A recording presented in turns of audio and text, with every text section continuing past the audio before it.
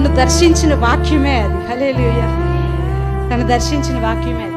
నేను అడిగేదాన్ని, నాకు సేవ చేయటం ఇష్టం లేదు, సేవ చేయను, సేవకు సపోర్ట్ చేస్తాను, నేను ఉద్యోగం చేస్తాను, మీరు సేవ చేయండి అని చెప్పేసి అంటూ ఉండేదాన్ని. ఎందుకంటే మా పాస్టర్ గారు ఎక్కువ ఫైనాన్షియల్గా ఎక్కువ ఆలోచిస్తూ ఉంటారు. అమ్మో, నా భార్యను పోషించుకోలేకపోతున్నా, నా బిడ్డలను పోషించుకోలేకపోతున్నా, ఈ చింతన ఎక్కువ ఆయనకి. అందుకని నువ్వు ఎటు ఇలాగే ఆలోచిస్తావు, కాబట్టి ఇది ముందుకు జరగాలి అంటే దేవుడు నిన్ను పిలిచాడు కాబట్టి నువ్వు సేవ చెయ్యి, నేను సేవ చేయను, నేను ఉద్యోగం చేస్తాను. అయితే నిన్ను దాటి మాత్రం ఒక్కడికి కూడా నేను వేయను, ఇది మన ఇద్దరికి కమిట్మెంట్.